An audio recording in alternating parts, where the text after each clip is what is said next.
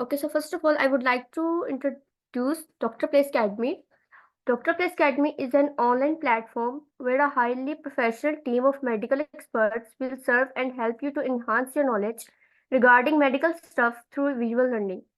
Dr. Place Academy will also help you in your assignments. We'll also a variety of courses and we also collaborate with different platforms. You can share your queries with us and we'll help you out. Master the OPT free YouTube courses. Live classes and recorded lectures are both available. The founders of the Dr. Place Academy are Dr. Muhammad Huzaifa, President, and Dr. Hur Abbas Zaddi, CEO of Dr. Place Academy. Stay connected with us for latest update, course highlights. Visit our website for more information and get ready to embark on an enriching and educational journey. Our dedicated team is committed to helping you make informed and ensure your learning experience in an exceptional way. Do like our social media handles to get more updates on Facebook, Instagram, YouTube, and stay connected with us on website as well.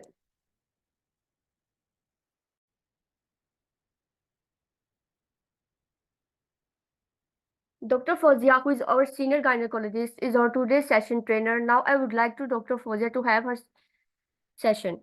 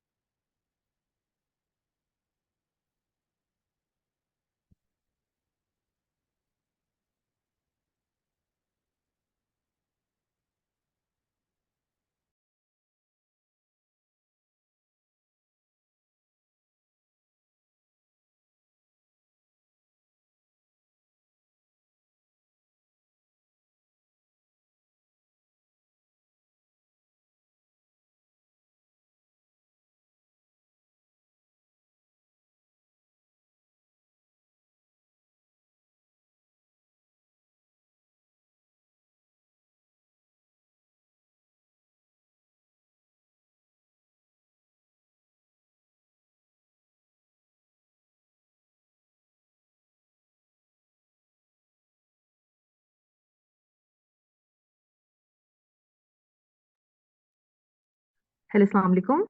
Everyone can hear me? Today's topic is postpartum hemorrhage, and my name is Dr. Fawzia Shafi. I'm resident obs and gynae in PIMS Hospital, Islamabad. Today we are talking about postpartum hemorrhage, and postpartum hemorrhage. Why it is important to study it? The reason behind is कि ये जो है ना, it is one of the major important cause for maternal mortality.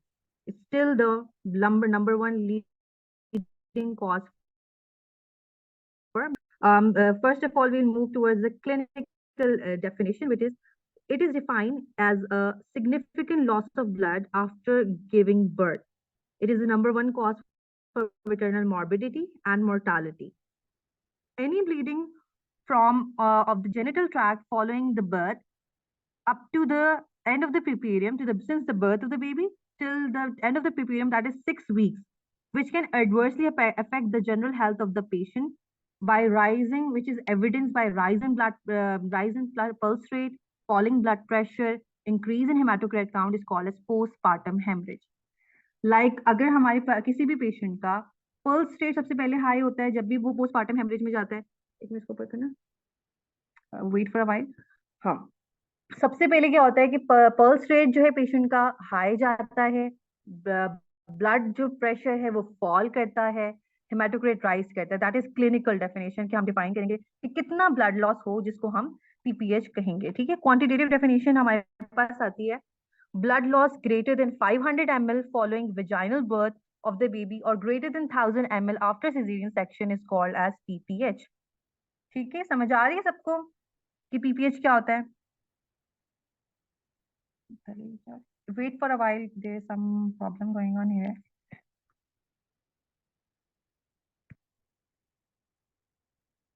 एक minute में जरा allow करना है. Just wait for a while, there is some technical problem going on.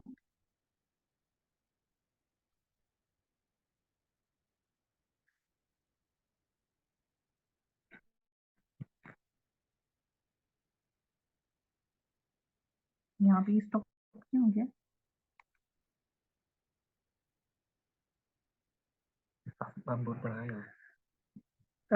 मेरी वो जो है ना विजिबल नहीं आ रही ना।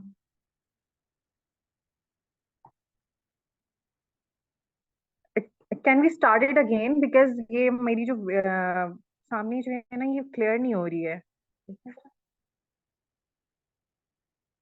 हाँ, अब सही, अब सही, अब सही।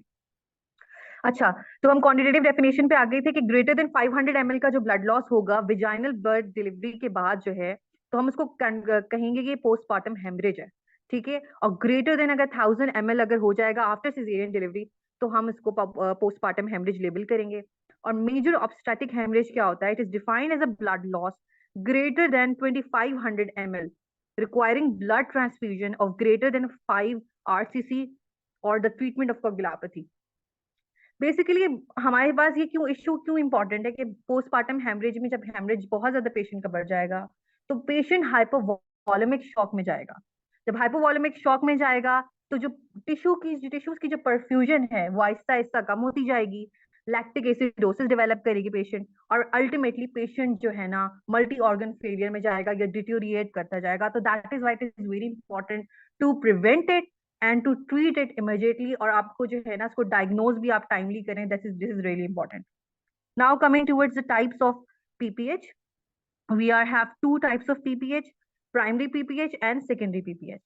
प्राइमरी पीपीएच में ना हम इसको primary PPH is a PPH which is जो है since the delivery of the baby to the up to 24 hours के दरमियान में जो ब्लीडिंग होगी हम उसको कहेंगे प्राइमरी पीपीएच।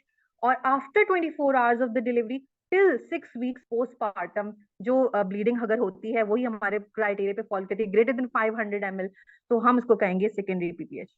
प्राइमरी पीपीएच को हम फर्दर टू कैटेगरीज में डिवाइड करते हैं, third stage haemorrhage and true postpartum haemorrhage.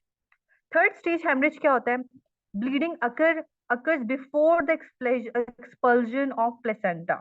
it means that कि जो ब्लीडिंग हो रही है वो जो प्लेसेंटा अंदर रिटेन रह गया है उसकी वजह से जो हेमरेज में जाएगा उसको हम कहेंगे थर्ड स्टेज हेमरेज। और जो ट्रू पीपीएच होता है वो होता है कि जो ब्लीडिंग अगर subsequent to the expulsion of placenta.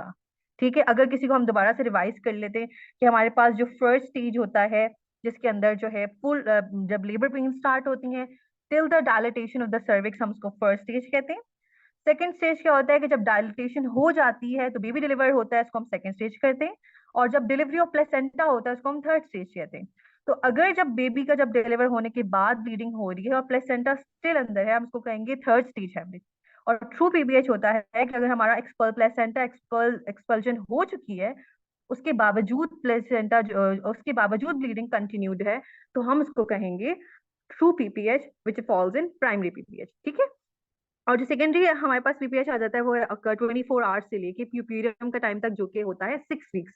Most commonly जो सेकेंडरी पीपीएच होता है वो फॉल करता है 7 to 14, जो है ना 7 to 14 डेज में प्रेजेंट करते हैं। जो सबसे ज्यादा सेकेंडरी पीपीएच प्रेजेंट करते हैं वो 7 से लेके 14 डेज के दरमियान प्रेजेंट करते हैं।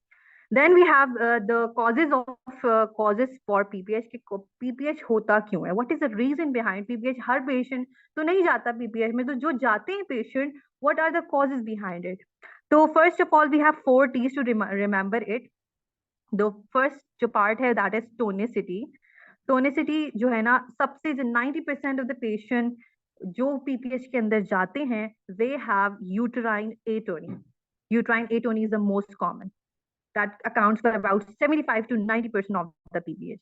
ठीक है, then we have traumatic, अगर trauma हो जाता है, vaginal wall trauma, cervical trauma, uterine trauma, जो भी trauma है अगर include होता है तो उसको हम include करते हैं 10 to 20% में। हमारे पास ये reason होती है।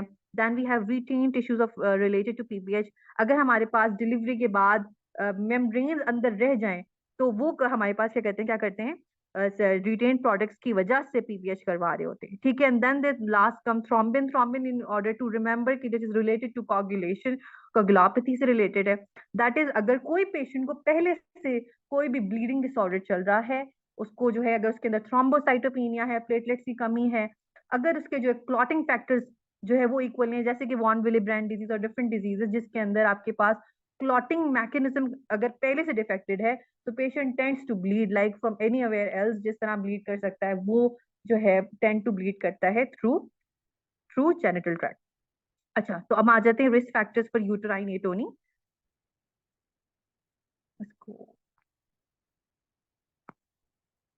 अच्छा, रिस्क फैक्टर्स क्या है कि यूट्राइन एटोनी की क्या प्रीडिस्पोजिशन है, कि यूट्राइन एटोनी होती क्यों है। बेसिकली बेसिकली क्या होता है, जब पेशेंट लेबर में जाती है तो आपकी जो जो जो मायोमेट्रियम, जो हमारे पास मायोमेट्रियम होती है, उनके जो सेल्स हैं वो कॉन्ट्रैक्ट करते हैं। ठीक है, बहुत ज्यादा, मतलब वो पहले जिस साइज में होते हैं उससे काफी हद तक वो कॉन्ट्रैक्ट करते हैं, जिसकी वजह से पावरफुल एक्सपल्सिव कॉन्ट्रैक्शन जनरेट होती हैं। तो बेसिकली क्या होता है कि आपका जब कॉन्ट्रैक्शन रिलैक्सेशन हो रही होती है तो एट टाइम्स क्या होता है after the delivery, due to जो एग्जॉशन एग्जॉशन जब हो जाती है आपके मायोमेट्रियल सेल्स की, तो वो दोबारा से उस तरह कॉन्ट्रैक्ट नहीं कर पाते।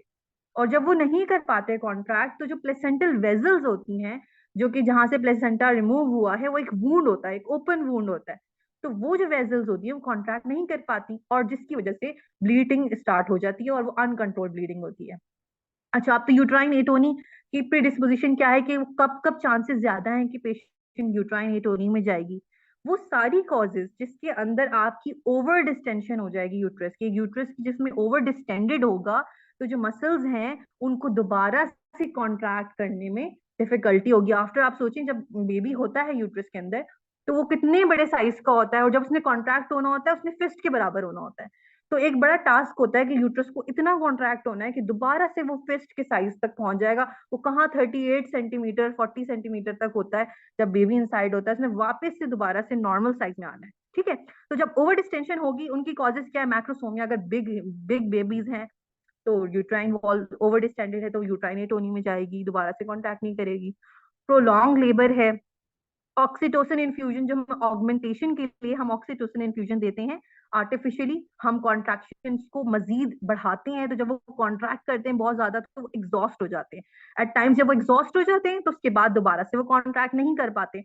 इसलिए ये भी जो है ना यूट्राइन एटोनी कॉज करती है। इंडक्शन ऑफ लेबर जब हम करते हैं, वो हम नेचुरली प्रोस्टाग्लैंडिन देने के बजाय जब हम आर्टिफिशियल प्रोस्टाग्लैंडिन देते हैं, तो इसमें भी सारी मायोमेट्रियल एग्जॉस्शन आ जाती है। ग्रैंड मल्टीपैरिटी, जिन्हें उनके पहले से बहुत ज्यादा बच्चे हों, ठीक है, मल्टीपैरिटी मोर देन 5 किड्स हों, उनके अंदर ज्यादा चांस होता है। पोलीहाइड्रोएमनियोस के अंदर भी हमारे पास ओवर डिस्टेंशन होती है। प्लेसेंटा प्रीवियस की इसकी जो है ना बहुत इंपॉर्टेंट इसके पीछे रीजन है कि जो आपका जब यूट्राइन कॉन्ट्रैक्शन हो रही होती हैं तो आपका जो अपर सेगमेंट है वो कॉन्ट्रैक्ट करता जाता है, और जो लोअर सेगमेंट है वो रिलैक्स करता है। तो जब कॉन्ट्रैक्ट अपर सेगमेंट करता है और लोअर सेगमेंट रिलैक्स करता है तो एक्सपल्सिव कॉन्ट्रैक्शन जनरेट होती है, जिसकी वजह से बेबी नीचे की तरफ पुश होता है। ठीक है, तो अब जब प्लेसेंटा प्रीविया जो होता है, वो हमारे पास प्लेसेंटा ऐसा प्लेसेंटा होता है जो कि लोअर सेगमेंट में लाई कर रहा होता है। जो ऐसा प्लेसेंटा होता है, तो जब नीचे वाला जो सेगमेंट है यूट्राइन सेगमेंट, वो रिलैक्स रह जाता है, तो वो एरिया टेंड टू ब्लीड करता है ज्यादा। तो इसलिए प्लेसेंटा प्रीविया जो है ज्यादातर ब्लीड करता है, क्योंकि और जो है ना दोबारा से इसके अंदर यूट्राइन कॉन्ट्रैक्शन उस तरह डेवलप नहीं हो पाती। ठीक है, now we will come to this chart in which we have all the causes label.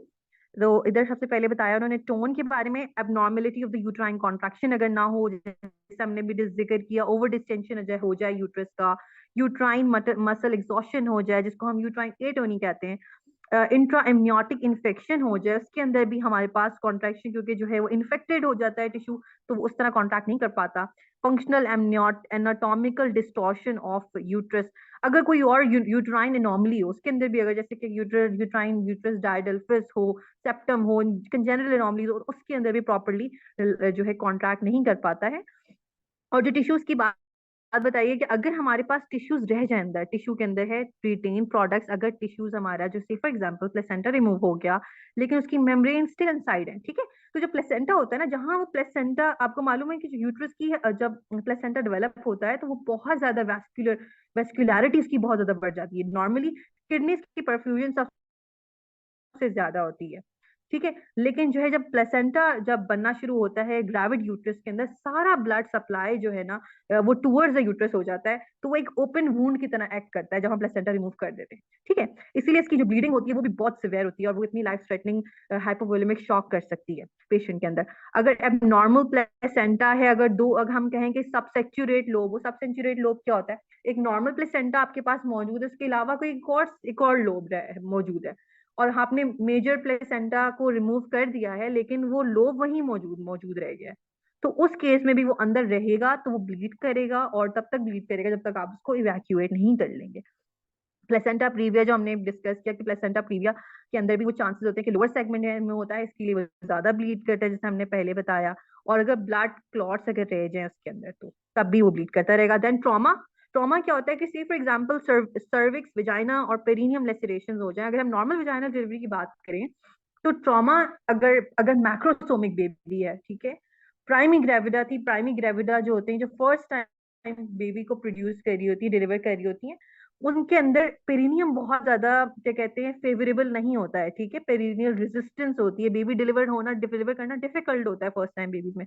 तो उस तरह के केसेस में हमारे पास विजाइनल टीयर्स आ सकते हैं। अगर बेबी बहुत बड़ा हो, डिफिकल्ट डिलीवरी हो, ऑब्स्ट्रक्टेड लेबर हो, तो विजाइनल टीयर्स आ सकती हैं, सर्वाइकल टीयर्स आ सकते हैं। This is also one of the reason of PPH कि वो जो सर्वाइकल टीयर्स हैं वो बहुत ज्यादा हैविली ब्लीड करते हैं, और वो ग्रेटर देन 500 से ऊपर चला जाता है, और हमको पीपीएच लेबल करते हैं हम उसको। पेरिनियम में कोई लैसिरेशन हो, जैसे कि सिजेरियन सेक्शन जो होते हैं हमारे पास, जो प्रीवियस स्कार्स के सिजेरियन सेक्शन होते हैं, स्पेशली जिनका एक सिजेरियन हो गया है, हम दोबारा कर रहे हैं, उनकी बॉडी के अंदर एडहेजन्स होती हैं। तो during the time of delivery, during the time of caesarean section, कभी हमारे पास जो है ना एडहेजन्स को ब्रेक करते हुए एक्स्ट्रा अगर कोई वेजल है वो ब्लीड कर जाए, ठीक है, कोई लेसिरेशन है, बहुत एक्सटेंड कर गया है टीयर नीचे की तरफ, उसको आपने स्टिच करना है, तो वो ट्रॉमा के अंदर आ जाता है कि उसकी वजह से भी आपके पास ब्लीडिंग ज्यादा होती है। अगर यूट्राइन रप्चर हो जाए, यूट्राइन रप्चर में हमारे पास आ गया कि अगर किसी भी टाइम पर आपके पास यूट्रस यूट्रस के अंदर स्टार्ट हुई है at the time of delivery, तो ये से फॉर एग्जांपल प्रीवियस स्कार था पेशेंट, उसको हमने नॉर्मल ट्रायल दिया, तो जब नॉर्मल ट्रायल दिया बेबी डिलीवर हो गया, और लेकिन जो है साथ में कॉन्ट्रैक्शंस की वजह से यूट्रस रप्चर हो गया, मतलब फट गया, तो उसकी वजह से भी वो इंटरनल ब्लीड करेगी, which is very which is life threatening emergency. उसको डायग्नोज करना रेडिली बहुत जरूरी है in order to save the patient's life. उसके बाद आ जाती है यूट्राइन इन्वर्जन। अगर यूट्राइन इन्वर्जन हो जाए, अगर हम प्रॉपर तरीके से प्लेसेंटा को रिमूव नहीं करते, कंट्रोल कॉर्ड ट्रैक्शन नहीं करते, हम आप फंडस को होल्ड नहीं करते, तो यूट्राइन इन्वर्जन जो कि during the time of normal delivery होने के चांसेस होते हैं, बहुत कम चांसेस होते हैं लेकिन स्टिल चांसेस होते हैं। और उसके बाद जो है यूट्राइन इन्वर्जन की वजह से भी यूट्रस कॉन्ट्रैक्ट भी नहीं कर सकता, ठीक है। और कोगुलोपैथी में आ जाएंगे सारे वो ब्लीडिंग डिसऑर्डर्स जिसके अंदर क्लॉटिंग अगर इफेक्ट हो रही है, तो उसके अंदर हम इंक्लूड करेंगे कोई भी वॉन विलिब्रेंट डिजीज हो गया, थ्रोम्बोसाइटोपिनियाज हो गए। अगर कोगुलोपैथी है तो पेशेंट जो है उसकी क्लॉटिंग मैकेनिज्म ही नॉर्मल नहीं है, वो क्लॉट ही नहीं कर पा रहा ब्लड को, तो वो ब्लड को शेड करना शुरू कर देगा। उसके बाद आ जाते हैं हम कॉजेज ऑफ सेकेंडरी हेमरेज की तरफ।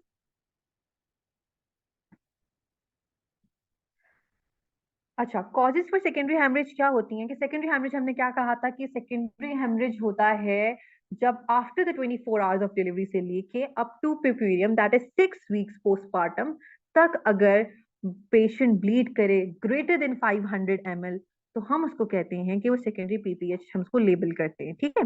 तो सेकेंडरी पीपीएच की कॉजेज क्या है, तो हमने कहा कि अगर जो प्राइमरी पीपीएच है उसकी हमने कॉजेज डिस्कस किया, हम सेकेंडरी पीपीएच की डिस्कस करेंगे। तो टू मेजर कॉजेज होती हैं सेकेंडरी पीपीएच की, ठीक है। एक होती है जी प्लेसेंट रिटेन्ड, आपकी जो है ना प्रोडक्ट्स ऑफ कॉन्सेप्शन रह गए अंदर, सही है, एट दैट टाइम वो ब्लीड नहीं की पेशेंट, क्योंकि हमने उसको मैनेज कर लिया, लाइक वी मैनेज, हम थर्ड स्टेज को मैनेज करते हैं। थर्ड स्टेज क्या होता है, प्लेसेंटा का रिमूवल, उसको थर्ड स्टेज को हम मैनेज करते हैं बाय गिविंग ऑक्सीटोसिन।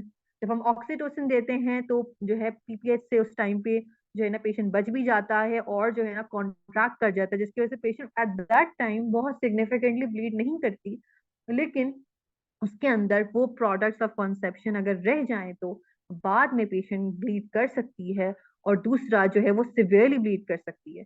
तो एक तो ये होगा कि अगर प्रोडक्ट्स ऑफ कंसेप्शन किसी भी तरह के प्लेसेंटा के पार्ट, मेम्ब्रेन्स, कुछ भी अगर अंदर रह गया है, तो वो पेशेंट सेकेंडरी पीपीएच में जा सकती है। और मोस्ट कॉमनली वो 7 से लेके 14 डेज पोस्टपार्टम में ये सबसे ज्यादा कॉमनली आती है, जिसमें पेशेंट हमारे पास आ रही होती है सेकेंडरी पीपीएच के साथ।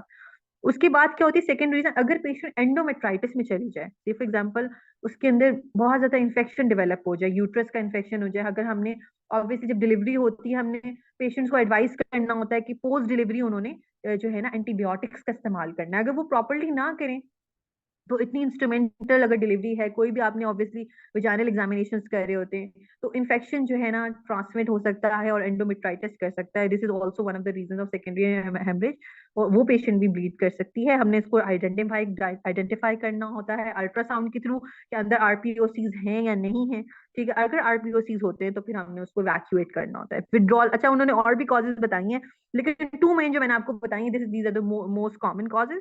उसके बाद उन्होंने कहा withdrawal bleeding following oestrogen therapy for suppression of lactation. अगर हम एस्ट्रोजन थेरेपी दें तो लैक्टेशन को अगर हम सप्रेस क्या कहते हैं, लैक्टेशन को सप्रेस करने के लिए अगर हम एस्ट्रोजन थेरेपी देते हैं, विड्रॉल ब्लीड होती है। बेसिकली विड्रॉल ब्लीड होती है, लैक्टेशन भी इसमें सप्रेस होती है, और विड्रॉल ब्लीड लेकिन उतनी ज्यादा सिवियर नहीं होती जितनी ज्यादा यहाँ पे मेंशन है कि मोस्ट बहुत रेयरली ऐसा होता है कि 500 ml से ऊपर जाए। उसके बाद उन्होंने कहा carcinoma of the cervix, cervix के अंदर कार्सिनोमा है वो ब्लीड कर एक्सीडेंटली ब्लीड कर सकता है कि भी डिलीवरी के बाद वो एक्सीडेंटली ब्लीड कर गया, वो भी one of the rarest causes है ये। इन्फेक्टेड फाइब्रॉइड, अगर फाइब्रॉइड इन्फेक्ट हो जाए तो ये एक कॉजेज है, लेकिन they are rare. Puerperal inversion of uterus, this is also rare cause. अच्छा आगे आ जाते हैं हम sign and symptoms of haemorrhage में, कि हमने पेशेंट को, दिस इज वेरी इंपॉर्टेंट, कि हमने पेशेंट को कैसे डायग्नोज करना है कि उसको जो वो पीपीएच में चली गई है, सही है। This is really important and you have to diagnose it promptly in order to manage the patient and in order to save the patient। क्योंकि ये आपको मैंने बताया क्यों इंपॉर्टेंट है, क्योंकि मेटर्नल मॉर्टेलिटी तक ये पेशेंट को लेके जा सकती है। अगर मॉर्टेलिटी भी नहीं है तो अगर सिवियर हाइपोवोलेमिक शोक में अगर जाती है पेशेंट, तो लॉन्ग टर्म में उसको जो है उसको एक्यूट रीनल फेलियर हो सकता है सब्सिक्वेंटली टू द क्या कहते हैं ब्लीडिंग की वजह से। ठीक है, तो आपने इसको फॉरन से डायग्नोज करना बहुत इंपॉर्टेंट है। पेशेंट, आपने पेशेंट को डिलीवर किया, सही है, से फॉर एग्जांपल आपने नॉर्मल वेजाइनल डिलीवरी की, and after some time, after हो सकता है that time as well patient start complaining of anxiety, thirst, nausea, cold, pain, dizziness की complaint आपको लगे this patient is not looking normal and she is bleeding from genital tract, सही है, and there is continuous trickle going on। sometimes ऐसे होता है कि moderate bleed होती है, कि continuous trickle होता है। समटाइम्स ऐसे होता है कि वो बहुत ज्यादा ब्लीड कर रही होती है, you see it seem like कि क्या हो रहा है, this is not normal at all. तो आपने उसको फौरन से प्रॉम्प्टली डायग्नोज करना है। कभी कभी होता है कि हम पेशेंट को रिटेंशन रूम में ले जाते हैं, then she starts complaining she is about to faint. आपने फौरन से डायग्नोज करना है। डिलीवरी हुई पेशेंट की, पेशेंट फेंट किया, आपने उसको डायग्नोज करना है फौरन से। आपने उसको लिटाना है, उसकी जो है ना जो लोअर एक्सट्रीमिटीज है उसको ऊपर करना है, ताकि इन ऑर्डर टू उसकी ब्लड प्रेशर को मेंटेन कर सकते हैं। उसके फौरन से वाइटल्स लेने, आपने वाइटल्स देखने हैं। वाइटल्स देख के आप क्या देखेंगे, वाइटल्स में आप देखेंगे पल्स उसकी जो है राइज कर रही होगी, लो वॉल्यूम पल्स होगी। ब्लड प्रेशर जब लेंगे तो आपका जो है ना ब्लड प्रेशर जो है क्या कहते हैं वो फॉल कर रहा होगा, 90 60 80 50 इतना ब्लड प्रेशर जा रहा होगा। ठीक है, उसके बाद जो है जो है हाइपोटेंशन डेवलप कर जाएगी। उसके अलावा नैरो पल्स प्रेशर होगा पेशेंट का, पेशेंट टेकिपनिक होगी। ठीक है, आप सेचुरेशन लेंगे, समटाइम्स सेचुरेशन फॉल करेगी। This is science of what, hypovolaemic shock, shock की तरफ जा रही है पेशेंट। उसकी जो उसकी एक्सट्रीमिटीज है वो कोल्ड होना शुरू हो जाएंगी। ठीक है, वो स्वेट करना शुरू कर देगी। तो ये आपको समझ आ रहा होगा कि ये हाइपोवोलेमिक शॉक में जा रही है। आपने पेशेंट को दोबारा से आपने मैनेज करना है। इस पेशेंट को आपने डायग्नोज कर लिया, अब आपने इस पेशेंट को जो है मैनेज करना है। ठीक है, how we gonna manage, we going to see now.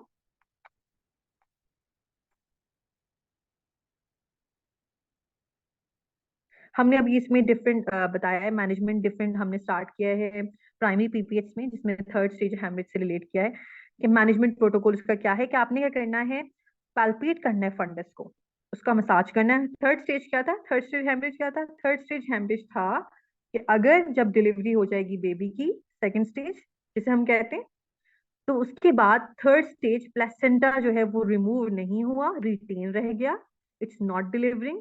तो कितना हमने टाइम होता है, अप टू 30 मिनट्स तक जो है ना प्लेसेंटा जो है अंदर रह सकता है। आफ्टर 30 मिनट्स के बाद आपको अलर्ट हो जाना चाहिए, ठीक है, कि दिस इज समथिंग रॉन्ग। ठीक है, अगर प्लेसेंटा अंदर रह गया है तो आपने क्या करना है, सबसे पहले पैल्पेट करना है फंडस को एंड मसाज करना है। Start dextrose सेलाइन drip and blood transfusion if necessary. अगर पेशेंट को साइंस एंड सिम्टम्स आ गए हैं, से फॉर एग्जांपल आपको पता चल गया हाइपोवोलेमिक शॉक में है, चली गई है पेशेंट, तो आपने उसकी ब्लड ट्रांसफ्यूजन उस टाइम पे स्टार्ट कर देनी है। यही प्रोटोकॉल है इसका। ठीक है, ऑक्सीटोसिन इन्फ्यूजन आपने देखना है या मिथर्जीन देना है। मिथर्जीन 0.2 मिलीग्राम आप इंट्रावीनसली दे सकते हैं। मिथर्जीन बेसिकली एर्गट अल्कलाइड होता है, इसकी जो स्ट्रक्चर है वो अमाइन से मिलता जुलता है, जिसके बाद ये वेजो कंस्ट्रिक्शन कराता है स्मूथ मसल्स की, यूट्राइन स्मूथ मसल्स की भी करा रहा होता है और पेरिफेरली भी एक्ट कर रहा होता है, इंट्राक्रेनियल भी एक्ट कर रहा होता है, लेकिन आपको उससे बहुत ध्यान से कॉशियसली देना होता है। द रीजन बिहाइंड इट कि ये बहुत ज्यादा हाइपरटेंशन करा सकता है, इसलिए जो प्री एक्लैम्पशिया वाली पेशेंट है, हाइपरटेंशन वाली पेशेंट्स है, आपने उनको अवॉइड करना होता है, ठीक है। या किसी की हिस्ट्री है पहले क्या कहते हैं इंट्राक्रेनियल हेमरेज की, तो आपने उसको अवॉइड करना होता है। If features of placenta separation are evident, placenta is expressed by fundal pressure और controlled contraction. If placenta is still not separated, manual removal of placenta under general anesthesia is to be done. अब क्या होता है कि हम लोग क्या करते हैं कि हम प्लेसेंटा को मसाज कर रहे होते हैं, दोबारा से हम रिपीट ऑक्सीटोसिन, क्योंकि हम थर्ड स्टेज में ऑक्सीटोसिन दे देते हैं, रिपीट ऑक्सीटोसिन देते हैं या मिथर्जीन देंगे कॉशियसली। उसके बाद प्लेसेंटा बहुत 80 to 80% में जो है ना रिमूव हो जाता है।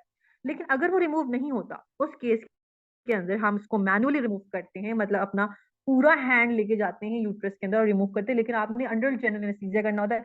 लाइक इन रेजिडेंट्स की गलती कर रहे होते हैं कि आप उसको डिलीवरी रूम के अंदर ही मैनुअली रिमूव करना शुरू कर देते हैं। This is not a good idea, क्योंकि patient can go into vasovagal syncope. So it's always do manual removal under general anesthesia. If the patient is in shock, resuscitate the patient before removal of placenta, क्योंकि placenta manual placental removal में भी shock में जाने के chances होते हैं। आपने हमेशा जो है पेशेंट को साइड बाय साइड रिसस्टिकेट करना होता है, ठीक है। आगे आ जाते हैं हम लोग।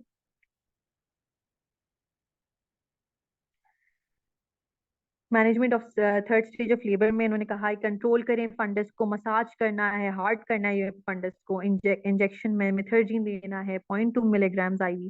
फिर इसके बाद हमने जो है ऑक्सीटोसिन इन्फ्यूजन देना है, ब्लड ट्रांसफ्यूजन करना है रिसेसिटी, कैथेटराइज करना है। कैथेटराइज करना भी बहुत इंपॉर्टेंट है इन मैनेजिंग पीपीएच। वाई कि अगर हम जब कैथेटराइज करते हैं ब्लैडर को, तो वी जो यूट्रस है उसके पास एरिया होता है कि वो कॉन्ट्रैक्ट कर सके, क्योंकि ब्लैडर और यूट्रस बिल्कुल साथ साथ हैं। अगर ब्लैडर डिस्टेंडेड होगा, वो जो है ना क्या कहते हैं इनफ स्पेस प्रोवाइड नहीं करता कि यूट्रस को कॉन्ट्रैक्ट कर सके, ठीक है। अगर प्लेसेंटा सेपरेट हो गया है तो express the placenta out by cord, control cord traction करनी है आपने। एंड अगर जो है क्या कहते हैं नॉट सेपरेटेड है तो आपने मैनुअल रिमूवल अंडर जी करना होता है, ठीक है।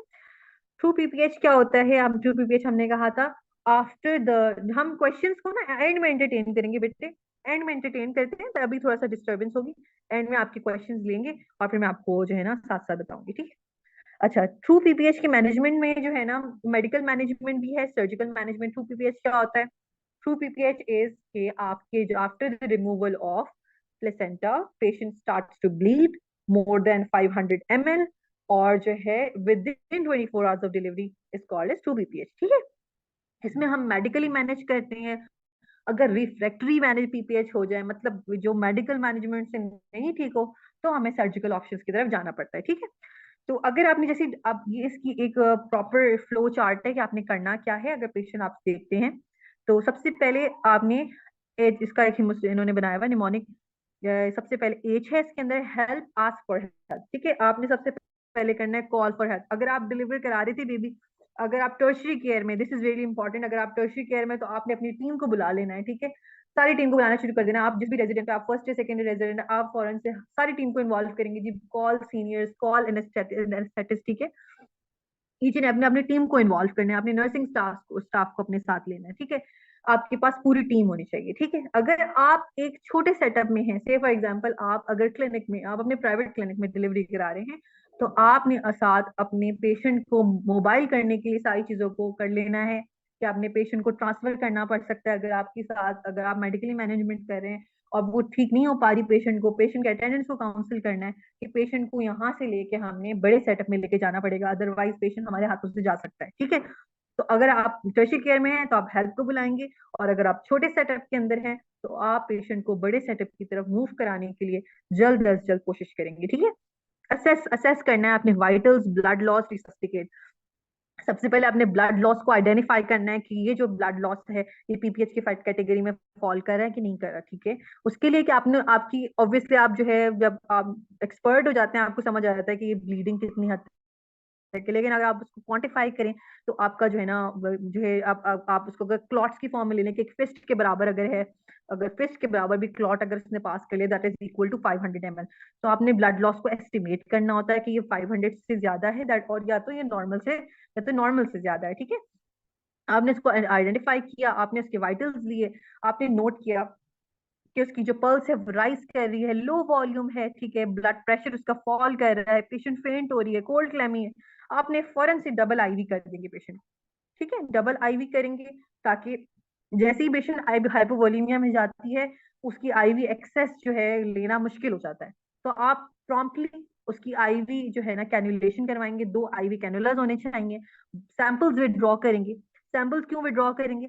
उसकी कोगुलापैथी को देखने के लिए आप फौरन से अर्जेंट भिजवाएंगे, क्रॉस मैच भिजवाएंगे, ताकि जल्द अज जल्द ब्लड अरेंजमेंट के लिए हम जो है ना ब्लड बैंक से रब्ता कर सकें, ठीक है। तो आप वो सारी चीजें भिजवाएंगे, उसका एचबी लेवल और हेमाटोक्रेट काउंट भी देखेंगे, फाइब्रोनेजन लेवल्स भिजवाएंगे, सही, ये सारी आपने लैब्स भिजवानी है, ठीक है।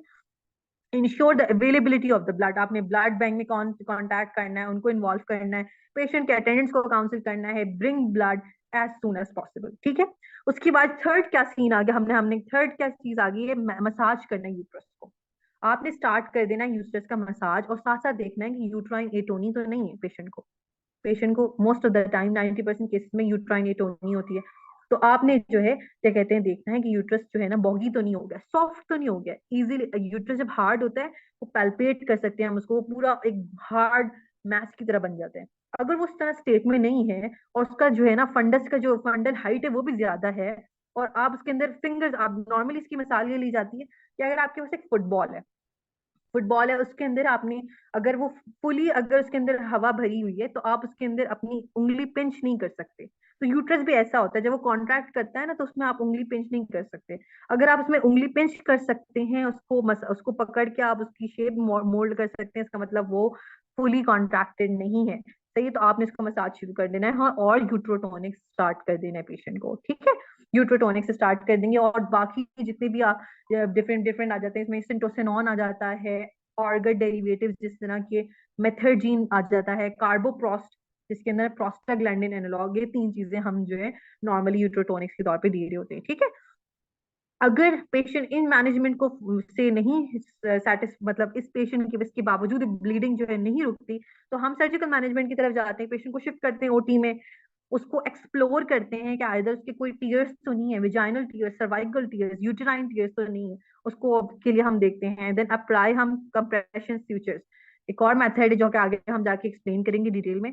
कंप्रेशन स्यूचर्स लगाते हैं हम उसको, मतलब उसकी लेप्रोटमी करके यूट्रस के ऊपर कंप्रेशन स्यूचर्स लगाते हैं, हम आगे डिटेल में देखते हैं इसको कि क्या होते हैं, जिसकी वजह से ब्लीडिंग को रोकने की कोशिश करते हैं।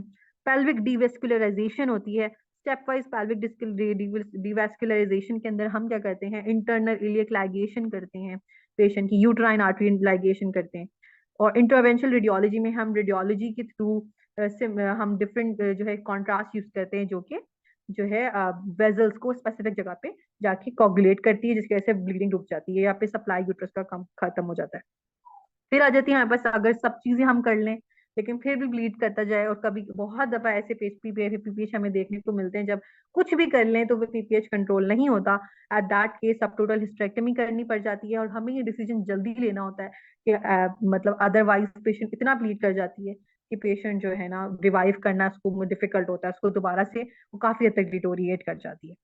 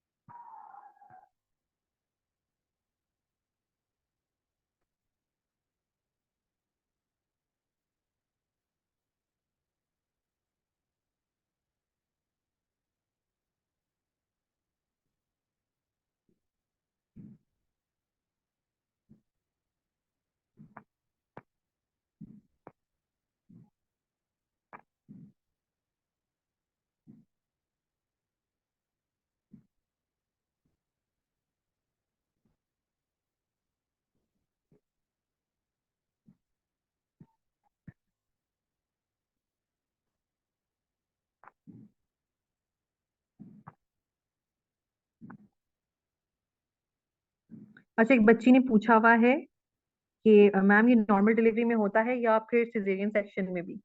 तो दोनों के साथ रिलेटेड है बेटे।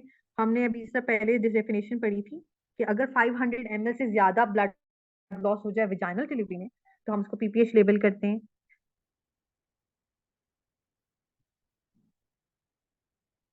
अच्छा, ठीक है।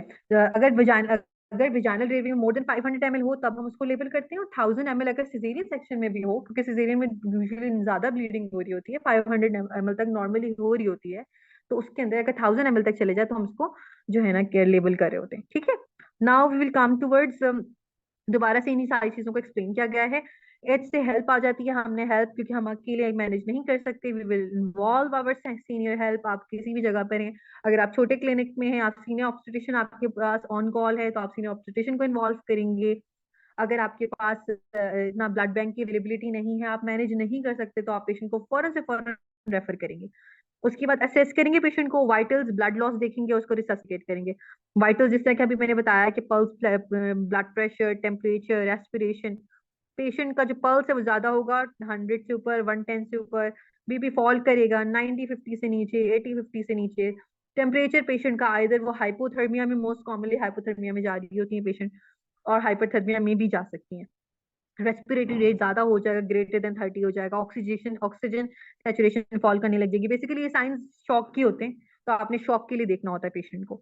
लेकिन आप अर्ली जब डायग्नोसिस करना चाह रहे हो तो सबसे पहले सिर्फ पेशेंट की सबसे पहले पल्स चाइज करती है। पेशेंट ब्लीड करती जाएगी, ट्रिकल करती जाएगी, विच इज नॉट नॉर्मल, आप ये देखेंगे। सेकेंड थिंग आप देखेंगे पल्स उसकी हाई लेवल पे जाना शुरू हो जाएगी। ठीक है।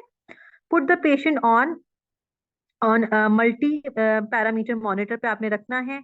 दो आईवी कैनुला, हमने यही बात डिस्कस की है कि आईवी कैनुला आपने दो लार्ज आईवी कैनुला करना है। आईवी एक्सेस खत्म होती जाती है जब बेबी फॉल करता है। क्रिस्टेलॉइड्स एंड कोलॉइड्स आपने देने हैं।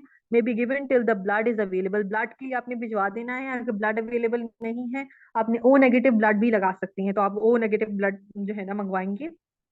आपने कोलॉइड्स देने हैं और क्रिस्टेलॉइड्स। कोलॉइड्स जो आपके ऑनकोटिक प्रेशर को मेंटेन करते हैं, उनके अंदर हिमासिल आप नॉर्मली दे रहे होते हैं, कि एक तरफ से हिमासिल भी दे रहे हैं और क्रिस्टेलॉइड्स दे रहे हैं। ठीक है। साथ में हमने जो है ना 10 to 15 लीटर्स पर मिनट के हिसाब से देना होता है फ्लूइड। और जो है ना क्या कहते हैं, सॉरी, ऑक्सीजन देनी होती है आपने, हाई फ्लो ऑक्सीजन देनी है, 10 to 15 लीटर्स पर मिनट के देनी होती है आपने। कैथेटराइज करना होता है पेशेंट को। क्यों जरूरी होता है कैथेटराइज करना है? कि हाइपोवॉल्यूमिया की वजह से, तो हम यहाँ पर थे, ए पे थे असेस। हमारे पास जो निमोनिक था उसके अंदर एज से हमने कहा कि हमने हेल्प को बुलाना है, हेल्प को इन्वॉल्व करना है, सीनियर्स को इन्वॉल्व करना है। फिर आपने असेस करना है, डायग्नोस करना है पेशेंट को। ठीक है। उसके जो है ना वाइटल्स को देखना है, उसको लेबल करना है। जब हम लेबल कर लेंगे तो उसके बाद हम क्या करेंगे, पेशेंट को ब्लड वॉल्यूम के लिए हम उसका जो है पूरा करेंगे बाय गिविंग क्रिस्टेलॉइड्स एंड कोलॉइड्स। ठीक है। और फिर हमने ऑक्सीजन को देनी है, हाई फ्लो ऑक्सीजन देनी है। पेशेंट को कैथेटराइज करना है, इनपुट आउटपुट मॉनिटरिंग करनी है पेशेंट की। आउटपुट इसलिए देखना जरूरी होता है पेशेंट का, जो पेशेंट हाइपोवोलीमिया में जाते हैं उनकी किडनी परफ्यूजन आहिस्ता आहिस्ता कम हो जाती है और उनका यूरिन आउटपुट एडुकेट नहीं होता है। अगर हम यूरिन आउटपुट को इसको मैयर करते हैं तो हमें एक आइडिया मिल जाता है कि पेशेंट किस हद तक जो है खराब हुई है, किस हद तक उसके अंदर हाइपोवोलीमिया डेवलप कर गया है, और उसके अकॉर्डिंगली हम पेशेंट को मैनेज करते हैं, अग्रेसिव मैनेजमेंट करते हैं, अगर हमारे पास यूरिन आउटपुट एडुकेट नहीं होता तो। उसके बाद आगे हमने इस्टेब्लिश करना है एटियोलॉजी को, इंश्योर करना है ब्लड अवेलेबिलिटी को। ठीक है।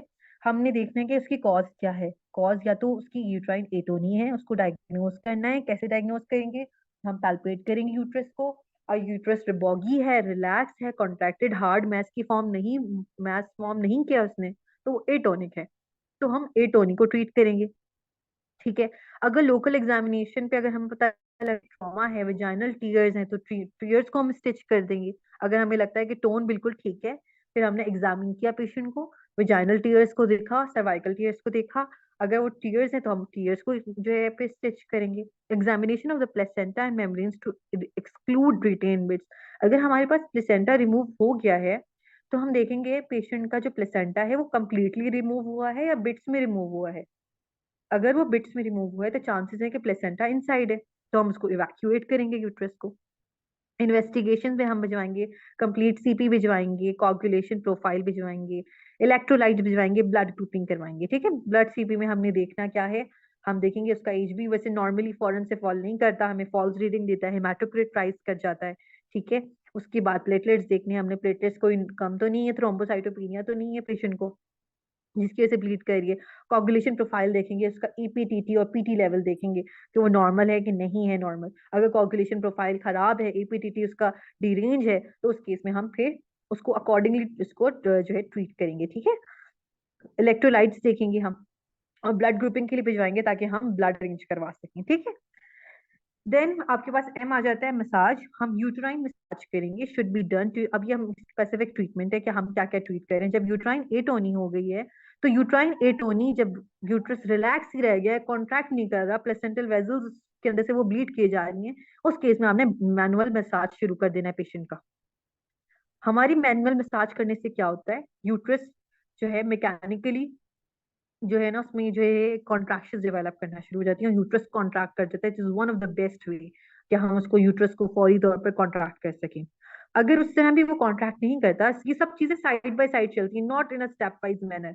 आप मैनुअल मसाज करें, आपकी टीम जो है आपके साथ लगी हुई है, वो यूट्रोटोनिक्स दे रही है, आईवी फ्लूइड्स दे रही है, each and everything go in hand, ठीक है। अच्छा, फिर हमारे पास आ जाए ऑक्सीटो यूट्रोटोनिक्स दे सकते हैं, और स्टेप वाइज अप्रोच इसके अंदर हमने करनी है, यूट्रोटोनिक कौन सा पहले देना है कौन सा बाद में देना है। सबसे पहले हम 5 to 10 units IV intramuscular oxytocin देते हैं। नॉर्मली हम कहते हैं 10 यूनिट जो है पहले ही दे चुके होते हैं, जब प्लेसेंटा से पहले डिलीवरी ऑफ एंटीरियर शोल्डर पे, जब बेबी का एंटीरियर शोल्डर डिलीवर करता है, तो हम थर्ड स्टेज को एक्टिवली मैनेज कैसे करते हैं, हम उसके अंदर आईवी ऑक्सीटोसिन देते हैं।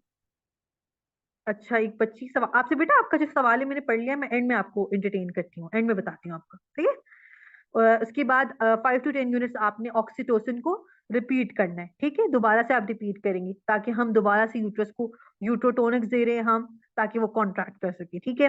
40 यूनिट्स ऑक्सीटोसिन इन 100 ml normal saline over 4 hours देंगे, ताकि हम साथ में एक तो एक्टिव इसकी जो बोलस डोज देंगे, साथ में उसका स्टार्ट कर देंगे हम maintenance dose. 800 to 1000 micrograms of rectal misoprostol देंगे, वो कि सिंथेटिक प्रोस्टाग्लैंडिन्स हैं जो कि हम नॉर्मली भी दे रहे होते हैं प्रिवेंशन ऑफ पीपीएच के अंदर भी। 80 to 1000 हम पर माइक्रोग्राम दे रहे होते हैं, 4 to 5 टैबलेट्स बनती हैं ऑफ माइजोप्रोस्टोल, वो हम पर रेक्टली हम पेशेंट को देंगे, पेशेंट को पर रेक्टली रख देंगे। फिर सिंटोमेट्रीन आर्गोमेट्रीन 500 माइक्रोग्राम देंगे हम, या सिंटोसिनोन 5 यूनिट दोबारा से, या दोनों में से कोई चीज दोबारा से रिपीट करेंगे। हमने एर्गोमेट्रिन उन पेशेंट्स को नहीं देनी जो पहले से हाइपरटेंसिव हैं, प्री एक्लेम्शिया के पेशेंट हैं, या उनकी कोई हिस्ट्री है स्ट्रोक की या इंट्राक्रेनियल हेमरेज की, हमने इस तरह के पेशेंट को बहुत कॉशियसली देना है। One of the patient died from giving ergometrine in our hospital, PIMS hospital, since then we are not using it now, लेकिन अभी भी बहुत सारे सेटअप्स में इसको यूज किया जाता है, और लेकिन इसका बहुत अच्छा इफेक्ट है, लेकिन हमने इसको कॉशियसली देना होता है, ठीक है। रिपीट एर्गोमेट्रिन करना होता है, आईएम भी दे सकते हैं, और स्लो आईवी पे स्लोली स्लोली आपने आईवी पुश देना है। कार्बाप्रॉस दे सकते हैं, मैंने एर्गोमेट्रिन के बारे में पहले भी बताया था ना आप लोगों को कि एर्गोमेट्रिन क्या होता है, एरगेट क्लास एरगेट एल्कलाइड है, सही है, और जो कि क्या करता है, इसका जो स्ट्रक्चर है वो सिरोटिनिन और डोपामिन से मिलता है, वो उसी तरह वेजो कंस्ट्रिक्शन करवाता है यूट्राइन स्मूथ मसल्स की भी, पैराफिल मसल्स की स्मूथ मसल्स की भी, और इसके अलावा क्रेनियली भी एक्ट करता है, ठीक है, ताकि आपको पता हो कि ये है क्या चीज जो हम दे रहे हैं इसके अंदर। कॉन्स्ट्रिक्शन वेजो कंस्ट्रिक्शन कराता है वेजल्स की, जिसकी वजह से, और जो है ना ये स्मूथ मसल्स को कॉन्ट्रैक्ट कराता है, तो उसकी वजह से क्या होता है कि यूट्रस कॉन्ट्रैक्ट करता है, और बहुत अच्छा इसका रिजल्ट होता है, बहुत जल्दी जो है ना ये यूट्रस कॉन्ट्रैक्ट करना शुरू हो जाता है मोस्ट ऑफ द केसेस के अंदर। कार्बाप्रोस देते हैं 0.25 मिलीग्राम बाय आईएम, ये भी हमारे पास प्रोस्टाग्लैंडिन की वो टाइप है जिसको हम आईएम दे रहे होते हैं, ठीक है। और इसके अंदर भी इसका भी इफेक्ट अच्छा होता है, लेस देन, लेकिन इसकी अवेलेबिलिटी का इशू होता है। लेस देन 15 सेगमेंट्स में आपने 15 मिनट्स में कार्बाप्रोस को रिपीट करना है, एवरी 15 मिनट्स रिपीट करना है, और अप टू 8 डोजेस तक आप रिपीट कर सकते हैं। ये सारी चीजें क्या कर रही हैं, यूट्रोटोनिक्स हैं, जो कि यूट्रस को कॉन्ट्रैक्ट करवाएंगी, ठीक है। नेक्स्ट वील हैव,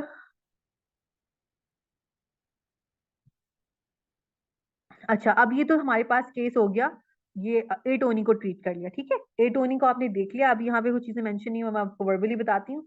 अगर क्या कहते हैं, यूट्रस को आपने सबसे पहले देख लिया कि यूट्रस एटोनी में, अगर एटोनी में तो ये वाली सारी मैनेजमेंट हम करेंगे। अगर शॉक में, तो हम साथ में शॉक को भी ट्रीट करते जाएंगे।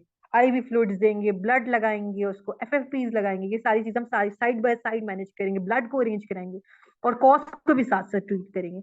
अब एटोनी को देख लिया, अगर एटोनी नहीं है, यूट्रस से फॉर एग्जाम्पल कॉन्ट्रैक्टेड है, पेशेंट ब्लीड कर रही है, तो आप क्या करेंगे? आप देखेंगे यूट्रस के अंदर कोई रिटेन प्रोडक्ट्स ऑफ कॉन्सेप्शन तो नहीं रह गए, उसको आप रिमूव करेंगे। से फॉर एग्जाम्पल प्लेसेंटल मेम्ब्रेन्स है, वो रह गई हैं, आप उनको रिमूव करेंगे।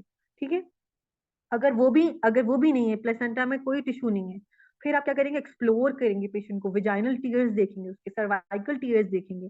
ठीक है, और अगर आपको एक्सप्लोरेशन में मसला हो रहा है, तो फिर आप उसको ओटी में जाके अंडर जनरल एनेस्थीसिया या लोकल एनेस्थीसिया जो प्रेफरेबल है उस टाइम पर, आप जो है पेशेंट को अंडर एनेस्थीसिया जो है उसको चेक करेंगे कि आइदर कौन से टीयर्स हैं जो कि हमें नहीं मिल पा रहे हैं नॉर्मली, तो हम उसके लिए देखेंगे। ठीक है, हमने हर कॉज को अलग अलग ट्रीट करना है। तो ये कोगुलेशन के लिए उसकी हिस्ट्री पूछेंगे कि कोई इसको पहले से कोई ब्लीडिंग डिसऑर्डर तो नहीं चल रहा, पहले तो कोई इसकी हिस्ट्री नहीं है। Say for example non book patient, आपके पास कोई पेशेंट की पुरानी हिस्ट्री मौजूद ही नहीं थी, आपके पास आई और डिलीवर हो गई, आपने उससे पूछना है कि उसके पहले उसने टेस्ट करवाए थे, कभी उसके प्लेटलेट्स तो नहीं कम आए, प्लेटलेट्स तो नहीं कम थे, कभी कोई इसको जो है इंटरनल ब्लीड तो नहीं हुआ, कभी उसको कोई ऐसी डिजीज तो नहीं, उसकी फैमिली में तो कोई ऐसी हिस्ट्री नहीं है।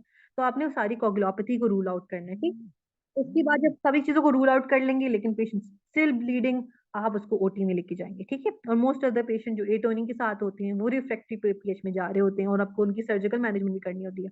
अब सर्जिकल मैनेजमेंट की तरफ हम आ रहे हैं। सर्जिकल मैनेजमेंट में उन्होंने कहा है कि पेशेंट को जो है ना, आप while shifting the patient following things to, अब जो हम लेके जा रहे हैं ना पेशेंट को, उसके दौरान भी आपने उसका मसाज करना है। What is by manual massage? Bye manual massage में हम एब्डोमिनली हाथ रखेंगे, सही, एब्डोमिन पे, एक यूट्रस के अंदर हम बाय विजाइनली दूसरा हाथ रखेंगे और दोनों हाथ को आपस में कॉन्ट्रैक्ट कराएंगे, नीचे से फिस्ट बनाएंगे, ऊपर से हम उसका मसाज करेंगे। तो ये बाय मैनुअल कॉम्प्रेशन, आपने कंप्रेशन करनी है यूट्रस के साथ साथ, और साथ में non pneumatic anti shock garment if available आपने देने हैं। बेसिकली इसका क्या होता है, पैराफिल वेजोकंस्ट्रिक्शन करवाती है, तो जिसकी वजह से हाइपोवोलीमिया मास्क होता है और जो है ब्लड प्रेशर बेटर होते हैं। ठीक है, आगे आ जाएंगे हम trauma temporary. The trauma is noted should be immediately repaired। जब ट्रॉमा है, आपने वजाइनल टीयर्स देखने हैं, सर्वाइकल टीयर्स देखने हैं, उस ट्रॉमा को रिपेयर करना है। ठीक है, और अगर टेम्पोनार्ड, हम इसके बाद दूसरा हम जो कर सकते हैं, टेम्पोनार्ड एक अच्छा ऑप्शन है। ठीक है, टेम्पोनार्ड में क्या होता है, बैकरी बलून, सेंगस्टेकन, ब्लैकमोर ट्यूब, ये सारी चीजें बताती हूँ क्या है, रश बलून, पॉलीज, कैथेटर और uterus can be packed with Gauss. अच्छा, ये हमारे पास नेक्स्ट स्लाइड है, इनको हम फोकस करते हैं। ठीक है, इसके अंदर जो आप देख रहे हैं, सबसे पहले फोलीज कैथेटर है। अब जब हमारे पास ब्लीडिंग अगर कंट्रोल नहीं हो रही, ठीक है, लाइक से फॉर एग्जांपल कभी होता है कि यूट्रस जो है ना इतना कॉन्ट्रैक्ट भी कर नहीं रहा होता, साथ में यूट्रस ब्लीड कर रहा है उधर से, तो हम उसके अंदर इस सर्जिकल ऑप्शन से जाने से पहले पहले हम ये मेथड कर रहे होते हैं, मैकेनिकली प्रोड्यूस करते हैं। फॉलीज को हम ले लेते हैं। ठीक है, फॉलीज हम देते हैं लेकिन इसके अंदर इसकी कैपेसिटी बहुत ज्यादा नहीं होती। ठीक है, तो उसके अलावा ये जो बैकरी है हमारे पास, ये भी स्पेशल टाइप का, इसके अंदर क्या होता है कि आपका जो है इसको 500 सीसी तक इसको फिल कर सकते हैं। इसके अंदर क्या होता है, मैकेनिकल फोर्स अप्लाई होती है, हम इसको इन्फ्लेट करते हैं, इन्फ्लेट करने के बाद इसके अंदर 2 पोर्ट्स होते हैं, इसके अंदर एक से हम इन्फ्लेट करते हैं, एक से हम एस्पायरेट कर सकते हैं। हम उसको जो है यूट्रस के अंदर इंसर्ट करते हैं। ठीक है, और उसके बाद इसको इन्फ्लेट करते हैं, इतना इन्फ्लेट करते हैं कि वो प्रेशर जनरेट करता है यूट्राइन वॉल्स पर। जब वो यूट्राइन वॉल पे प्रेशर जनरेट करता है तो लोकल इफेक्ट की वजह से ब्लीडिंग कम होती है। ठीक है, जो सेकंड ट्यूब यहाँ पे बताइए, सेंगस्टन ब्लैकमोर ट्यूब, बेसिकली हम इसको यूज कर रहे होते हैं, हम गैस्ट्रिक पेशेंट में यूज करते हैं, जो कि हमारे पास इसोफेजियल वेरिस के साथ प्रेजेंट करती है। इसोफेजियल वेरिस एक अलग पूरा टॉपिक है, उसके अंदर हम यूज करते हैं। अगर वो ब्लीड करती है इसोफेजियल वेरिस, तो हम इसको यहाँ पे भी यूज कर सकते हैं, इसलिए उसके अकॉर्डिंग ये बना हुआ है। गैस्ट्रिक बलून है, इसोफेजियल बलून है, क्योंकि ज्यादातर वहीं पे यूज होता है इसोफेजियल वेरिस की जो ब्लीड है उसको कंट्रोल करने, लेकिन हम इसको यूट्रस के लिए भी यूज कर लेते हैं। ठीक है, इसके अंदर भी 4 पोर्ट्स होते हैं, 2 पोर्ट से आपके पास गैस्ट्रिक बलून इन्फ्लेट होता है, एक से इसोफेजियल बलून इन्फ्लेट होता है, बाकी 2 से एस्पायरेट होता है, गैस्ट्रिक और इसोफेजियल। ठीक है, इसको भी यूज कर सकते हैं, इसकी कैपेसिटी 500 से भी ज्यादा होती है। दूसरा यूएस हिरोश फॉलीज है, ये भी स्पेसिफिक सिलिकॉन बेस्ड फॉलीज होता है, इसको भी यूज कर सकते हैं। कि हम कॉन्डम कैथेटर यूज कर रहे हैं, नॉर्मली हम कॉन्डम कैथेटर यूज कर रहे होते हैं कि हम कॉन्डम को लेते हैं और साथ में फॉलीज के साथ उसको स्टिच कर लेते हैं, और उसके बाद फॉलीज की जिस तरह हम इन्फ्लेट करते हैं उसी को हम इन्फ्लेट करते हैं। और मैकेनिकल बेसिकली मकसद सबका एक ही होता है कि हम इसके अंदर इन्फ्लेट करें, सही है, 500 सीसी, 250 से 500 सीसी तक, और यूट्रस के अंदर एक प्रेशर क्रिएट हो इनसाइड। ठीक है, और वो नॉर्मली जो है यूट्राइन वॉल्स पे प्रेशर एक्सर्ट करने की वजह से वो ब्लीड करना कम कर दे। ठीक है, ब्लीडिंग कभी मोस्ट ऑफ द टाइम इसको स्टॉप हो जाती है, ऐसी केस में हम इसको इन प्लेस रख देते हैं 24 आवर्स के लिए, और उसके बाद रिमूव करते हैं। इसका भी बहुत अच्छा इफेक्ट होता है। अगर इन सब से काम नहीं बनता तो हम पैकिंग भी कर सकते हैं, यूट्राइन पैकिंग, जिसमें हम गॉजेस लेते हैं, गॉजेस को लेके अंदर इंसर्ट करते हैं। ठीक है, और जिसकी वजह से कोई लोकली ब्लीडिंग को कंट्रोल। लेकिन अगर इन सब चीजों से भी ब्लीडिंग कंट्रोल ना हो तो हमें पेशेंट ओपन करना पड़ता है, जिसको हम कहते हैं सर्जिकल इंटरवेंशन। हम सर्जिकली इंटरवीन करेंगे, पेशेंट को ऑपरेशन थिएटर में लेके जाके उसके बाद उसको जो है अब सर्जिकल मैनेजमेंट करेंगे। सही है, जिसमें सबसे पहले आ गया है अप्लाई कंप्रेशन स्यूचर्स। हम कंप्रेशन स्यूचर्स लगाएंगे जिसकी वजह से यूट्रस कॉन्ट्रैक्ट करेगा, जिसमें हमारे पास बी लिंच आ जाता है, मॉडिफाइड बी लिंच आ जाता है, और शो स्यूचर्स आ जाते हैं इसके अंदर। ठीक है, अब ये बताते हैं कि होते क्या है स्यूचर्स। ये वैसे जो है रेजिडेंट लेवल का होता है कि स्यूचर्स असल में क्या है, आप फिर क्या कहते हैं अंडर ग्रेड लेवल पे इनका नाम याद रखना ही काफी होता है। ठीक है,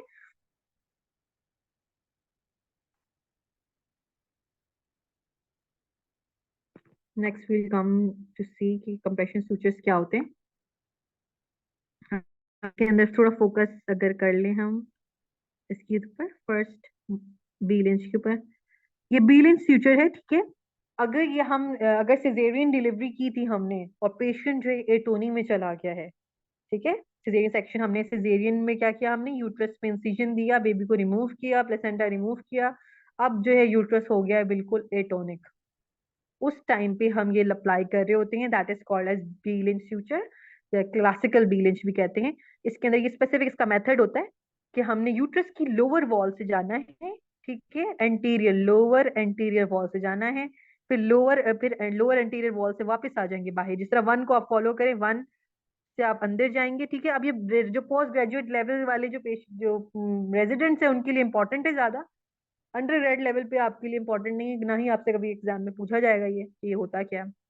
लेकिन इफ यू इंटरेस्टेड तो आप इसको जरूर सुने कि आपने जो है लोअर एंटीरियर वॉल से जाना है अंदर, और फिर इसके बाद फिर लोअर एंटीरियर वॉल से ही वापस ऊपर आ जाएंगे आप। ठीक है, फिर एक थ्रेड आप पीछे की तरफ लेके जाएंगे, जो आपको डॉटेड लाइन नजर आ रही है, पीछे की तरफ जाएंगे, और पीछे के बाद पोस्टीरियर वॉल के ऊपर आप जो है क्या कहते हैं सूचर्स को पियर्स करेंगे, पोस्टीरियर वॉल को बैक साइड से, और फिर बैक साइड से ही फोर वाले रीजन से आप उसको निकालेंगे वापस, फिर घुमा कर पीछे से फिर आगे लेके आएंगे, आगे लेके आएंगे, फिर एंटीरियर वॉल जो आपकी दूसरी तरफ की है, राइट साइड की, लेफ्ट साइड कह लें, उधर से आप निकलना है आपने अपर वॉल से, जो आपका ये बेसिकली ये इंसिजन बनाया हुआ है।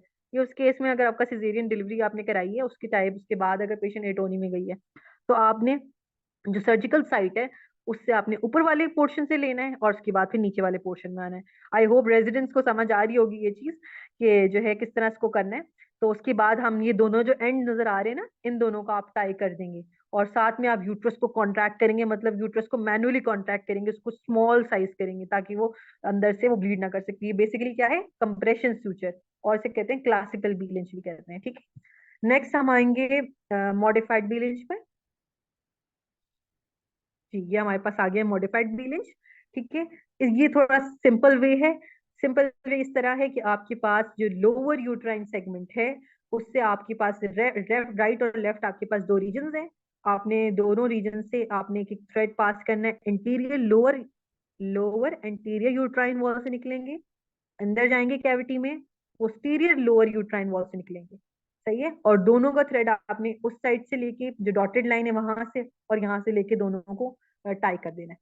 दूसरी तरफ से भी आपने सेम ऐसे ही करना है। मीनवाइल आपने क्या करना है, यूट्रस को कॉन्ट्रैक्ट करना है, आपका जो असिस्टेंट है उसको कॉन्ट्रैक्ट करेगा, और उसके बाद आपने इसको टाइट करके बांधना है। ठीक है, तो ये मॉडिफाइड बी लिंच हो गया है। जो रेजिडेंट्स है उसको उनको ये बात समझ आ रही होगी, नॉर्मली हम लगा रहे होते हैं प्रोफाइलेक्टिकली। देन फिर काम्स हमारे पास आते हैं, शो फ्यूचर्स आ जाते हैं, जो कि हम नॉर्मली प्रैक्टिस नहीं करते, लेकिन हमें पता होना चाहिए क्या है। शो फ्यूचर्स भी कर लें।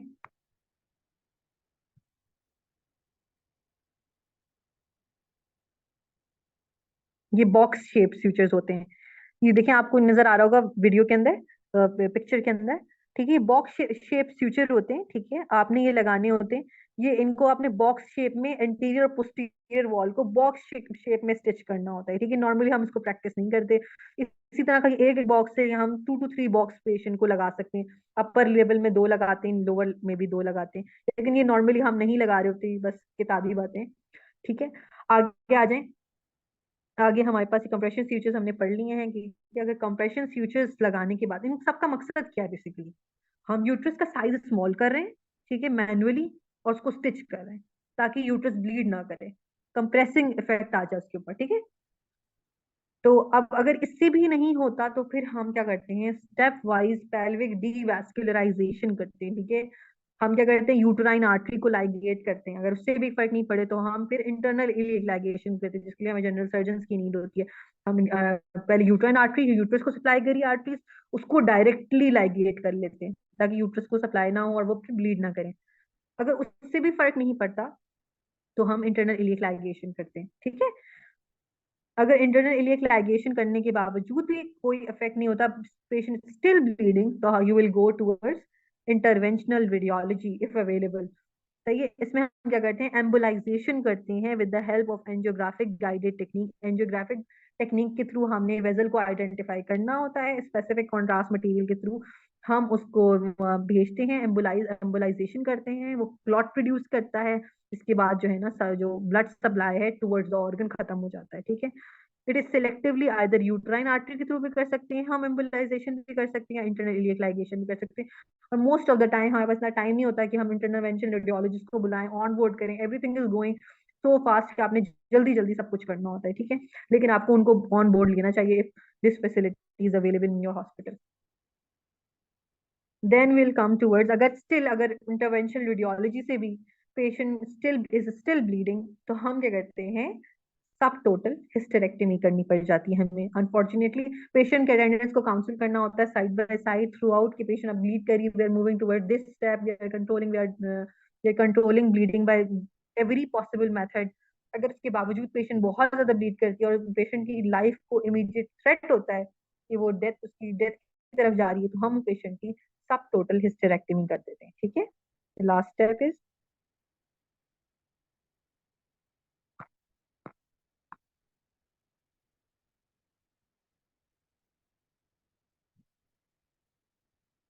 हम उसकी सब टोटल हिस्टेरेक्टमी कहते हैं लास्ट रिजॉर्ट पे, अगर हर चीज कामयाब नहीं होती तो हम। अच्छा, मैनेजमेंट ऑफ डीआईसी। डीआईसी क्या होता है, डीआईसी बेसिकली जब बहुत ज्यादा पेशेंट ब्लीड कर जाती है, ठीक है, तो उस केस में पेशेंट के क्लॉटिंग फैक्टर्स, प्लेटलेट्स, जो स्पेशली जो ब्लड जो ब्लड लॉस होता है उनके अंदर क्लॉटिंग फैक्टर्स भी लॉस हो रहे होते हैं, प्लेटलेट्स भी लॉस हो रहे होते हैं, फिब्रिनोजन भी लॉस हो रहा होता है, ईच एंड एवरीथिंग लॉस हो रही होती है, ठीक है। तो उस केस में हमने मैनेजमेंट जो है ना, स्पेसिफिक मैनेजमेंट डीआईसी को लेके करनी होती है। उसमें जो है ना पेशेंट का ब्लड क्लॉट कोagulate नहीं करता, ठीक है। तो आपने इसको मेंटेन करना होता है, ये पोस्ट ग्रेजुएशन लेवल का मैनेजमेंट है। इसमें क्या करना है, अगर आपने पेशेंट मैनेजमेंट ऑफ डीआईसी है, अगर डीआईसी में पेशेंट जारी है, उसके क्लॉटिंग फैक्टर्स डिफिशिएंट हो गए हैं, तो आपने उसको एग्रेसिवली मैनेज करना है, उसको आईवी फ्लूइड्स देने हैं, ब्लड ट्रांसफ्यूजन करनी है, एफएफपी ट्रांसफ्यूजन करनी है, और वो हमने किस तरह के प्रोटोकॉल के अकॉर्डिंग करनी है वो हम ये देखेंगे यहाँ पे। टू मेंटेन इंट्रावास्कुलर वॉल्यूम, हम इंट्रावास्कुलर वॉल्यूम को मेंटेन करेंगे, कैसे करेंगे, by giving colloids and crystalloids. हम नॉर्मल सेलाइन साथ में जो है हीमासिल देंगे ताकि इंट्रावास्कुलर वॉल्यूम मेंटेन हो। To administer FFPs at a rate to keep APTT control ratio up to 1.5। FFPs हम दे रहे होते हैं ताकि हम उसकी क्लॉटिंग फैक्टर्स उनको बराबर रख सकें, इसलिए हम APTT कंट्रोल रेशियो जो होती है, APTT की जो रेशियो होती है उसको 1.5 से जो है नीचे रखना होता है, ठीक है, ताकि वो इससे ज्यादा प्रोलॉन्ग ना करे, मोर देन 1.5 से।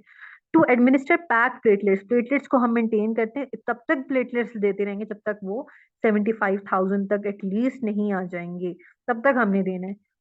एफएफपीज भी तब तक देने जब तक वो 1.5 से रेशियो से कम ना हो जाए।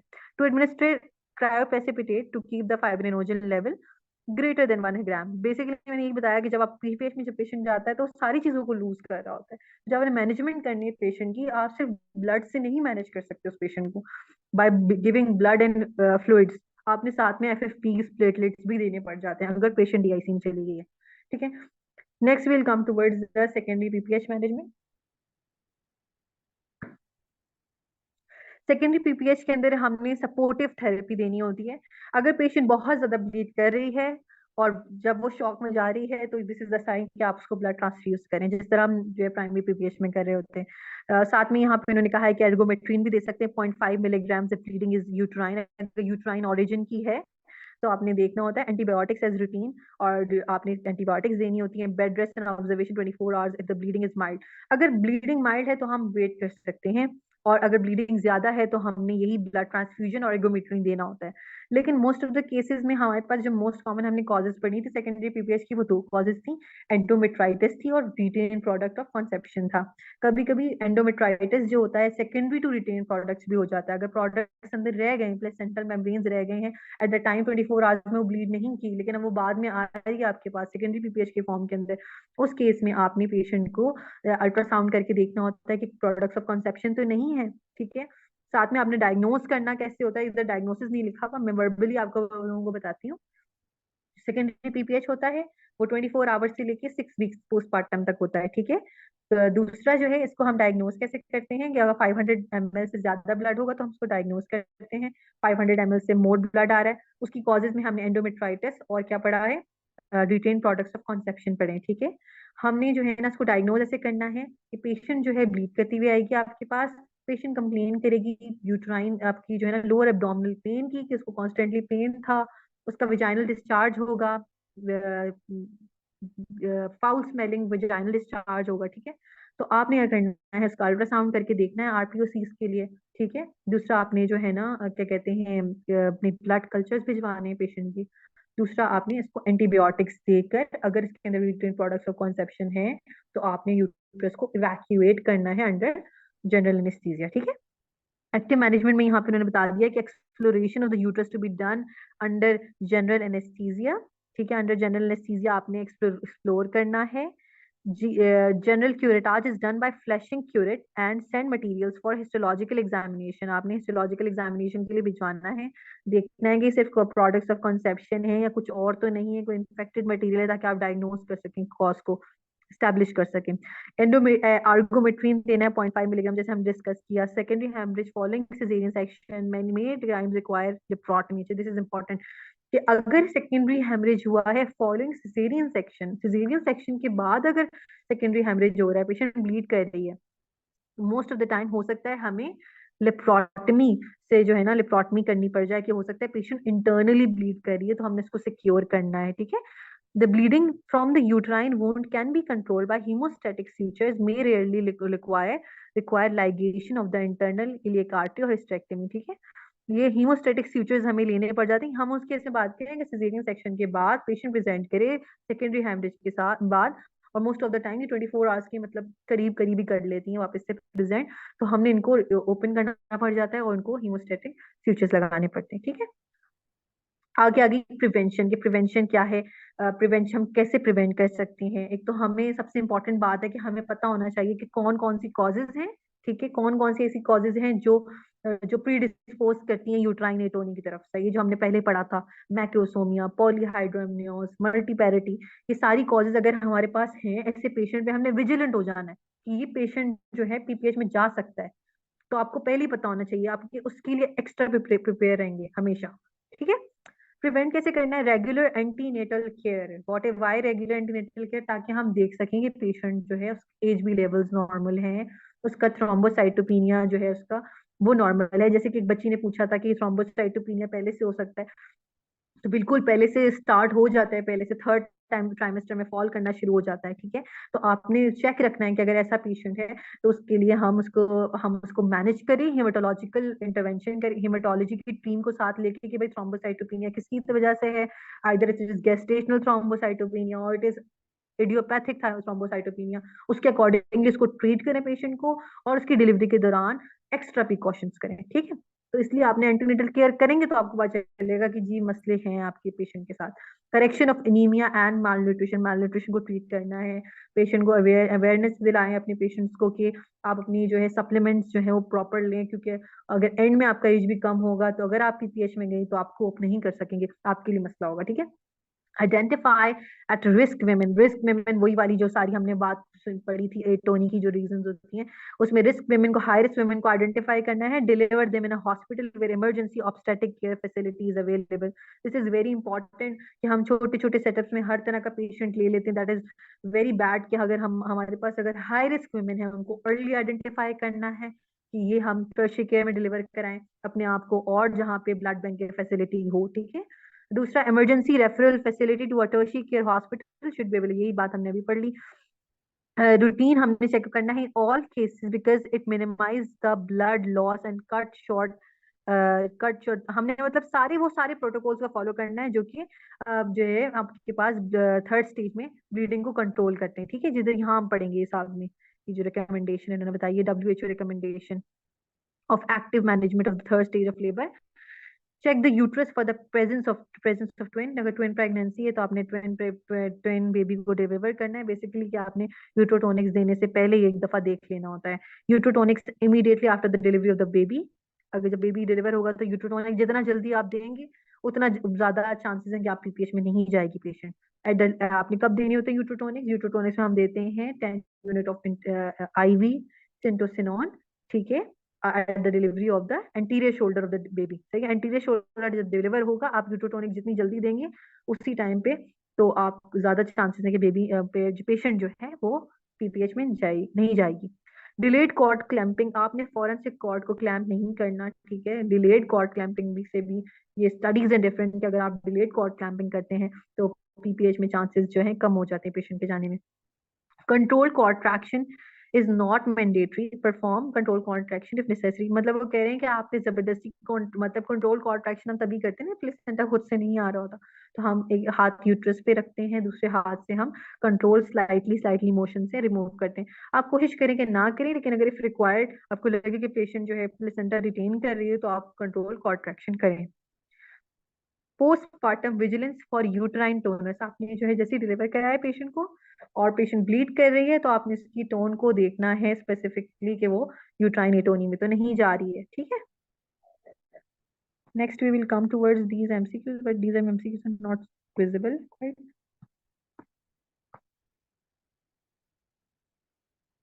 इस पे आ जाते हैं हम, ठीक है। MCQ यहाँ पे हम देख लेते हैं। A 24-year-old gravida 2 para 2 has just delivered vaginally.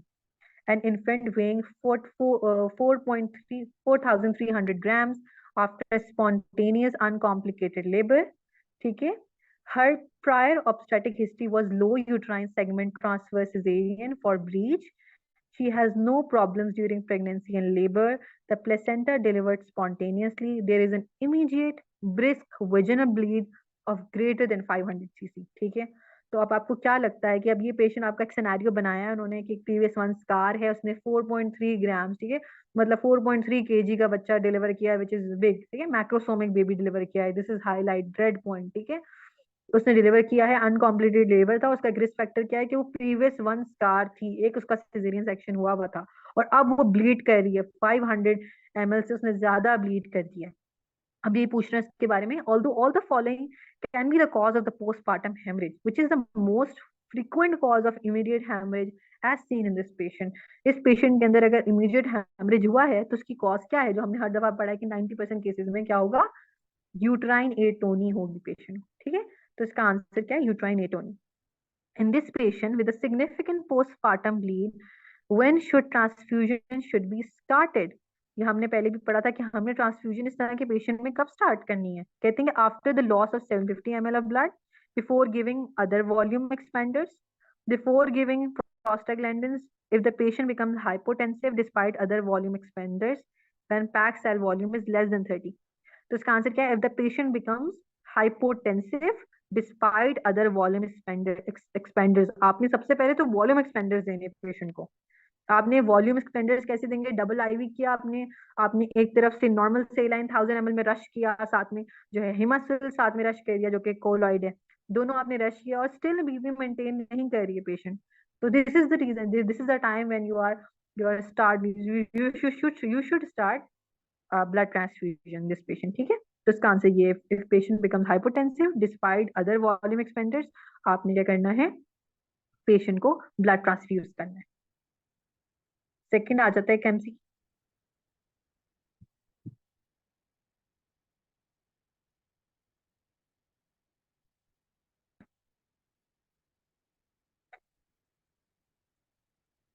Second MCQ की तरफ आते हैं।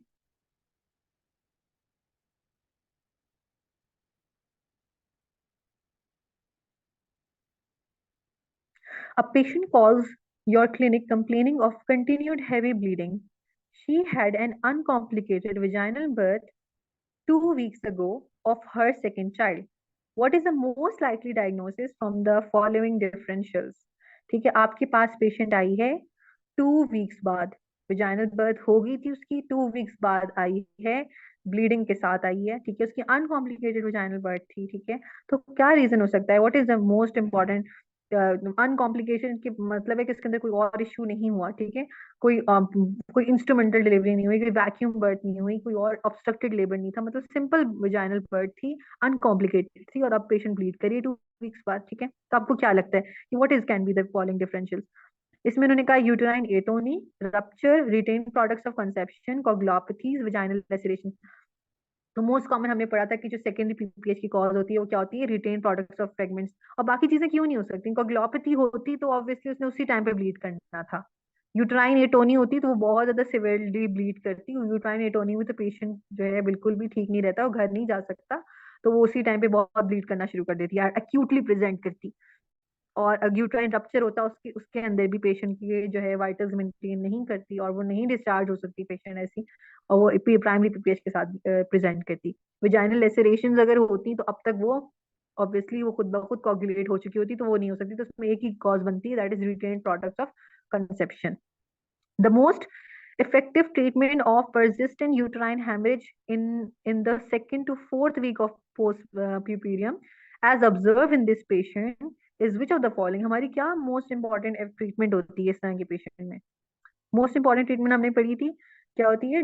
डीएनसी या डायलेटिंग, या हमने कहा था evacuation of uterus, this is what is dilatation and curettage या uterine evacuation followed by in IV antibiotics जो हम दे रहे होते हैं सेकेंडरी पीपीएच के अंदर। इस तरह के पेशेंट में जिसमें हम रिटेन प्रोडक्ट्स ऑफ कंसेप्शन होगा तो उसमें हम क्या देंगे?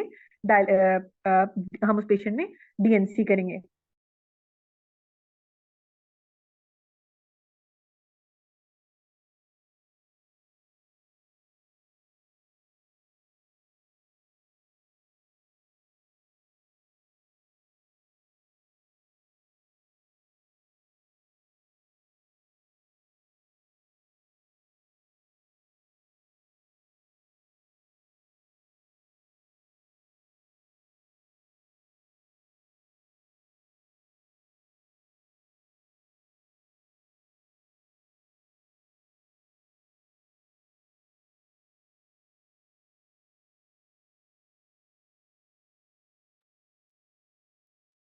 ठीक है, यहाँ पे हमारी ये जो है टॉपिक होता है कंप्लीट। एक स्मॉल सा हम इसके अंदर ब्रीफ एक एक्सप्लेनेशन कर देते हैं, सही है, ताकि आपको थोड़ा समझ आ जाए क्या हमने पढ़ा है। मेन मेन चीजों को हम एक दफा रिवाइज कर लेते हैं। कि एक तो सबसे पहले वर्बली कर लेते हैं क्योंकि मेरे पास अभी कंट्रोल नहीं है इसका प्रेजेंटेशन का।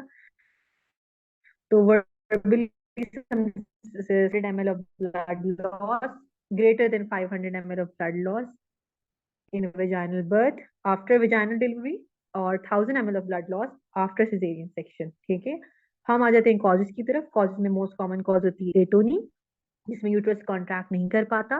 उसके बाद होती है ट्रॉमा, जिसमें जो है कोई भी cervical tissue trauma, vaginal trauma, cervical caesarean के बाद कोई लेसिरेशंस हैं, जो टीयर्स हैं, एक्सपेंडेड टीयर्स हैं, वो आ जाते हैं। फिर उसके बाद हमारे पास आ जाती है थ्रोम्बिन, कोई कोगुलोपैथी है या टिश्यू, जिसके अंदर आ जाते हैं कि हमारे पास कोई रिटेन प्रोडक्ट्स ऑफ कंसेप्शन है, ठीक है। टोनी जो एटोनिक है तो हमने यूट्रोटोनिक्स देने होते हैं, मसाज करना होता है, हम बाय मैनुअल मसाज करते हैं, यूट्रोटोनिक्स देते हैं, ठीक है। उससे भी कंट्रोल नहीं होता तो हम सर्जिकल मैनेजमेंट की तरफ जाते हैं। अगर प्रोडक्ट ऑफ कंसेप्शन रिटेन कर लिए हैं तो हम इवैक्यूएशन ऑफ प्रोडक्ट्स करते हैं, ठीक है। और अगर अगर कोगुलोपैथी है तो हम कोगुलोपैथी, जिस तरह की कोगुलोपैथी होगी, थ्रोम्बोसाइटोपिनिया है तो हम थ्रोम्बोसाइटोपिनिया को करेक्ट करेंगे, प्लेटलेट्स को ग्रेटर देन 75 करेंगे, ठीक है। कोई और अगर हमारे पास क्लॉटिंग डिसऑर्डर चल रहा है तो हम उसके अकॉर्डिंगली उसको ट्रीट करेंगे, ठीक है। उसके अलावा हमारे पास आ जाता है टिश्यू को भी हमने डिस्कस कर लिया था। तो अगर ये इन सारी चीजों से फर्क नहीं पड़ता, हमने हैंड इन हैंड क्या करना होता है? हमने पेशेंट के फ्लूइड्स को मेंटेन करना होता है, वाइटल्स को असेस करना होता है, हाइपोवॉल्यूमिक शॉक को साथ साथ ट्रीट करना होता है। वो कैसे करते हैं हम? क्रिस्टलाइट और कोलॉइड से, ठीक है। हाई फ्लो ऑक्सीजन देनी होती है हमने साथ में, ठीक है। इससे भी कंट्रोल नहीं होता तो यूट्रोटॉनिक्स देने होते हैं। इससे भी नहीं कंट्रोल होता तो हम सर्जिकल मैनेजमेंट करते हैं। सर्जिकल मैनेजमेंट में हम compression sutures compression sutures use करने से पहले हम टेम्पोनाड टेक्निक यूज करते हैं, जिसके अंदर हम डिफरेंट जो है जिस तरह डिफरेंट हमने चीजें बताई थी, फॉलीज के थ्रू, कॉन्डोम के थ्रू हम एक कंप्रेशन क्रिएट करते हैं, टेम्पोनाड इफेक्ट देते हैं। अगर उससे भी कंट्रोल नहीं होता तो हम पैकिंग करते हैं। अगर पैकिंग से भी नहीं होता तो हम सर्जिकल मैनेजमेंट की तरफ जाते हैं। सर्जिकल मैनेजमेंट में हमारे पास कंप्रेशन सूचर्स आ जाते हैं, जिसमें हम यूट्रस के ऊपर डिफरेंट सूचर्स अप्लाई करके यूट्रस को कॉन्ट्रैक्ट करते हैं। उससे भी कंट्रोल नहीं होती ब्लीडिंग तो हम क्या करते हैं? डिवास्कुलराइजेशन करते हैं, जिसमें हम यूट्राइन आर्टरी लाइगेशन करते हैं, इंटरनल इलियक लाइगेशन करते हैं। इससे भी नहीं होता तो हम इंटरवेंशनल रेडियोलॉजिस्ट के थ्रू एम्बोलाइजेशन करते हैं डिफरेंट आर्टरीज की। इन्हीं आर्टरीज की अगर इससे भी नहीं कंट्रोल होता तो हमें सब टोटल हिस्टेरेक्टमी करनी पड़ती है। और सब टोटल हिस्टेरेक्टमी का मतलब होता है कि हम यूट्रस यूट्राइन फंडस को रिमूव करते हैं और सर्विक्स को छोड़ देते हैं। और टोटल हिस्टेरेक्टमी का मतलब होता है सर्विक्स को, लेकिन इस केस में हम ज्यादा सब टोटल हिस्टेरेक्टमी कर रहे होते हैं, ठीक है। अब किसी को कोई क्वेश्चंस हैं तो प्लीज डू आस्क।